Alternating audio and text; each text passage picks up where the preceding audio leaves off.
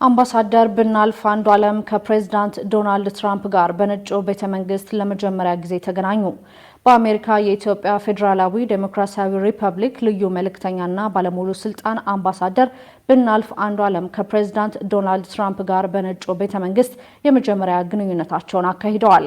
በአሜሪካ ፕሬዝዳንት ትራምፕ መቀመጫ ዋይት ሃውስ የተገኙት አምባሳደር ብናልፍ አንዱዓለም ነጩ ቤተ መንግስት ሲደርሱ በኢትዮጵያና በአሜሪካ መካከል ያለውን የረጅም ጊዜ ግንኙነት የሚያንጸባርቅ ዲፕሎማሲያዊ አቀባበል እንደተደረገላቸው በአሜሪካ የኢትዮጵያ ኤምባሲ አስታውቋል። ኤምባሲው በማህበራዊ የትስስር ገጹ ላይ ባጋራው መረጃ ይኸው ግንኙነት በቀጣይ ጊዜያት ለሚደረጉ በርካታ ውይይቶች መጠናከር ትልቅ አስተዋጽኦ ይኖራቸዋልም ብሏል። ኤምባሲው አክሎም ኢትዮጵያና አሜሪካ ከ120 ዓመታት በላይ የዘለቀ ጠንካራ ግንኙነት ያላቸው ናቸው። በሁለቱ ሀገራት መካከል እንደ ሰላም፣ ጸጥታና ኢኮኖሚያዊ መስኮች ጠንካራ አጋርነት ከመፍጠር አንጻር ያሉ እድሎችም ሰፊ ናቸው ብለዋል። አምባሳደር ብናልፍ አንዱዓለም ከፕሬዝዳንት ዶናልድ ትራምፕ ጋር ስላደረጉት ዝርዝር መረጃ ኤምባሲው ይፋ ባያደርግም በውይይቱ ወቅት የተገኙትን ስቴት ሴክሬታሪያት ማርኮ ሩቢዮ ጋር መገናኘታቸውንም አንስተዋል። አምባሳደር ብናልፍ አንዱዓለም በአሜሪካ የኢትዮጵያ ልዩ መልእክተኛ ባለሙሉ ስልጣን አምባሳደር ሆነው ከኢፌዴሪ ፕሬዝዳንት ታዬ አጽቀሥላሴ የሹመት ደብዳቤና የስራ መመሪያ መቀበላቸው የሚታወስ ነው። ፕሬዝዳንት ታዬ የሹመት ደብዳቤው በሰጡበት ወቅትም በሁለቱ ሀገራት መካከል ያለው የረጅም ዘመን ግንኙነት የሚያጠናክር ዲፕሎማሲያዊ ጥረት ማድረግ እንደሚገባም አሳስበው ነበር። የውጭ ጉዳይ ሚኒስትር ዶክተር ጌዲዮን ጢሞቴዎስ በበኩላቸው የኢትዮጵያ ብሔራዊ ጥቅም ለማስጠበቅ በቀጠናው ሰላምና ትብብርን ለመፍጠር ጠንካራ ዲፕሎማሲያዊ የውጭ ግንኙነት ወሳኝ መሆኑንም ገልጸው ነበር።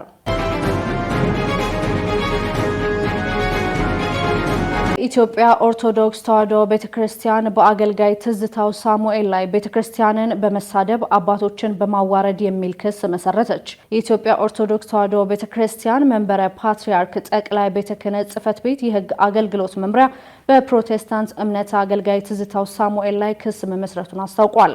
የቤተ ክርስቲያኗ ሕግ አገልግሎት መምሪያ ለኢትዮጵያ ፌዴራል ፖሊስ ባቀረበው ክስ የወንጀል ምርመራ ተደርጎ የምርመራ መዝገቡ መብቱ ለሚፈቅደው የአቃቤ ሕግ ዘርፍ እንዲተላለፍ ሲልም ጠይቋል። ተከሳሹ ነዋሪነቱን በውጭ ሀገር በማድረግ የቤተ ክርስቲያኒቱን የበላይ ውሳኔ ሰጪ አካላት ለማዋረድ፣ የምዕመናኑን ስሜት ለመንካት ብለውም በሀገሪቱ ውስጥ ሁከትና ብጥብጥ እንዲነሳ በማሰብ የራሱን የዩቲዩብ ቻናል በመጠቀም ከፍተኛ ቅስቀሳ ሲያደርግ ቆይቷል ሲል መምሪያው አስታውቋል። በማያያዝም የቤተ ክርስቲያን ብፁዕ አባቶችን በየገዳማት ውስጥ የሚገኙ መነኮሳትና አገልጋዮች ግብረ ሰዶማውያን ናቸው በማለት እንዲሁም የኢትዮጵያ ኦርቶዶክስ ተዋሕዶ ቤተ ክርስቲያንን የመተትና ጠንቋይ ቤት ናት በማለት ሲቀሰቅስ የቆየ መሆኑ ተገልጿል። በተጨማሪም የኢትዮጵያ ኦርቶዶክስ ተዋሕዶ ቤተ ክርስቲያን የምትገለገልባቸውን ሃይማኖታዊ የጸሎት፣ የታሪክ፣ የገድላት፣ ድርሳናት መጽሐፍን ድውያን መጽሐፍ ናቸው መጥፋት አለባቸው በማለት በክሱ ላይ ተካቷል።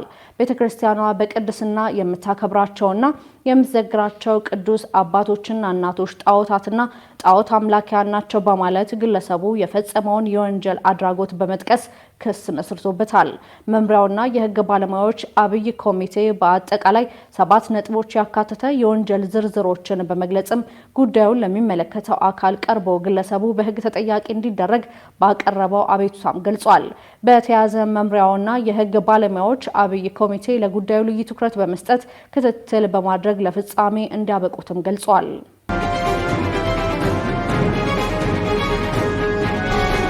በትግራይ ክልል ከ2 ወር በፊት የተሾሙ የቢሮ ኃላፊ ተሽረው በሌላ ኃላፊ ተተኩ። የትግራይ ክልል የውሃ ሀብት ኃላፊ ሆነው ለወራት ሲያገለግሉ የቆዩት አቶ ተወልደ ገብረ ጻዲቅ በአቶ ተክላይ ገብረ መድህን መተካታቸው ተገልጿል።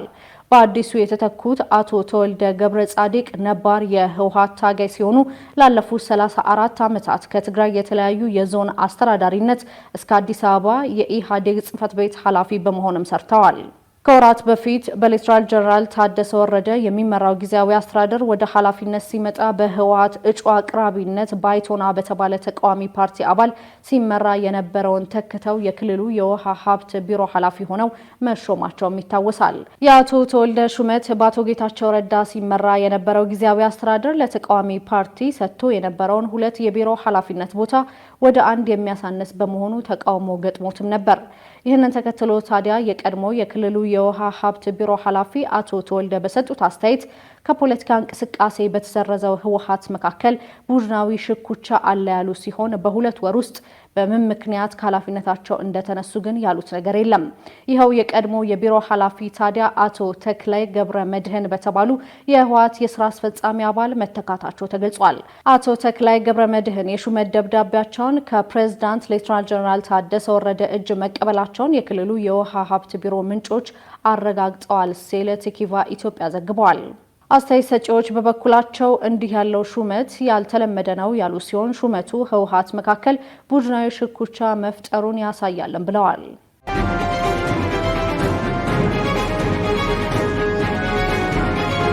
ኤርትራውያን ስልታዊ የመብት ጥሰት እየደረሰባቸው መሆኑን ተመድ ይፋ ባደረገው ሪፖርት አረጋገጠ።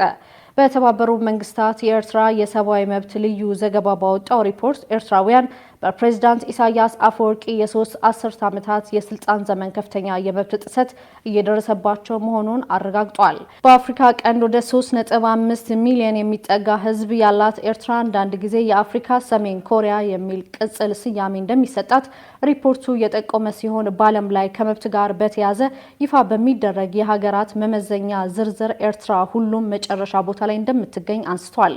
በተባበሩት መንግስታት የሰብአዊ መብት ጉዳይ የኤርትራ ልዩ ዘጋቢ ሙሐመድ አብዱሰላም ባቢከር ከትናንት በስቲያ ሰኞ ጄኔቫ ስዊዘርላንድ ላይ በተካሄደው የመሪዎች ጉባኤ ላይ ባደረጉት ንግግር በኤርትራ የሚታዩት የመብት ጥሰቶች ስልታዊ መሆናቸውን አንስተው አስቸኳይ ተጠያቂነት እንደሚያስፈልግም አስረድተዋል። ኤርትራ ነጻነቷን ካገኘች ጀምሮ በኢሳያስ አፈወርቂ መሪነት በበላይነት የተመራች የምትገኝ ሲሆን ፕሬዝዳንት ኢሳያስ ተቃዋሚዎችን በኃይል በማፈን በተደጋጋሚ ጊዜያት ተቃዋሚዎችን በአስፈሪ ሁኔታ ለብዙ አስርት ዓመታት ያለ ፍርድ አስረው እንደሚገኙም ጠቅሰዋል። ተመድ ባርነት ያለው የኤርትራውያን የብሔራዊ አገልግሎት ሲቪሎች ለዕድሜ ልክ ውትድርና እንዲሁም ለግዳጅ የጉልበት ስራ የሚዳረግ መሆኑንም ያሳያል። ወደ ኤርትራ እንዳይገቡ ክልከላ የተጣለባቸው ሙሐመድ አብዱሰላም ለዓመታት ፍርድና ክስ በኤርትራ የታሰሩ ሰዎች ስም ከፍ ብሎ መጠራቱ ይቀጥላል ሲሉም በመድረኩ ላይ ተናግረዋል። በጄኔቫ የተመድ ተወካይ ሀብቶም ዘረአያ በበኩላቸው ሪፖርቱ ግልጽነትና ሚዛናዊነት የጎደለው በማለትም አጣጥለውታል። ልዩ ሪፖርት በኤርትራ ላይ ለምክር ቤቱ ያቀረቡት ሪፖርት እንደ ካሁኑ ቀደም ሁሉ ባልተረጋገጡ መረጃዎችና ማንነታቸው ባልታወቁ ምንጮች ላይ የተመሰረተ ነው ብለዋል።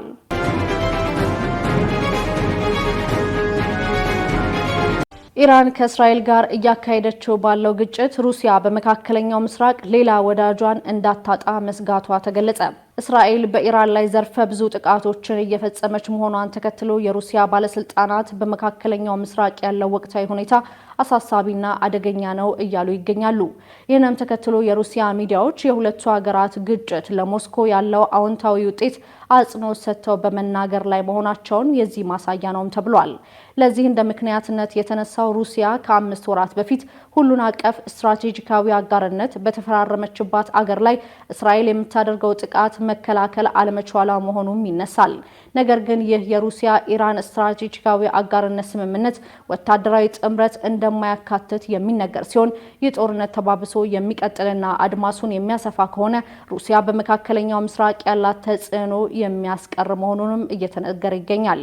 ነገር ግን ይህ የሩሲያ ኢራን ስትራቴጂካዊ የአጋርነት ስምምነት ወታደራዊ ጥምረት እንደማያካትት የሚነገር ሲሆን የጦርነት ተባብሶ የሚቀጥልና አድማሱን የሚያሰፋ ከሆነ ሩሲያ በመካከለኛው ምስራቅ ያላት ተጽዕኖ የሚያስቀር መሆኑ እየተነገረ ይገኛል።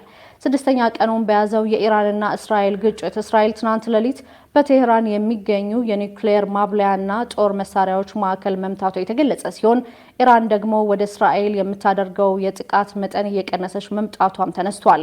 በዚህም የእስራኤል ጥቃትና ትራምፕን ጨምሮ የእስራኤል ባለስልጣናት በቴህራን የሚገኙ ነዋሪዎች ከተማዋን ለቀው እንዲወጡ ማስጠንቀቃቸውን ተከትሎ ነዋሪዎች የቻሉትን ንብረት እየያዙ ከከተማዋ ለማውጣት በሚደረጉ ጥረቶች በነዳጅ ማደያዎችና በጎዳናዎች ላይ ረዣዥም ሰልፎችና የትራፊክ መጨናነቆች እየታዩ መሆናቸውም ተነግሯል። በዚሁ ጦርነት ላይ ቀጥተኛ ያልሆነ ተሳትፎ እያደረገች የምትገኘው አሜሪካ በኢራን ላይ በሚካሄደው ጥቃት እስራኤል ጎን በመሆን ጥቃት ለመፈጸም እያጤነች መሆኗም ተሰምቷል። ነገር ግን በዚህ ጦርነት አሜሪካ በቀጥታ መሳተፏ ግጭቱ ወዳልተጠበቀ አቅጣጫ ሊወስደው ይችላል የሚል ስጋት በአሜሪካ ኮንግረስ አባላት በኩል እየተነሳም ይገኛል።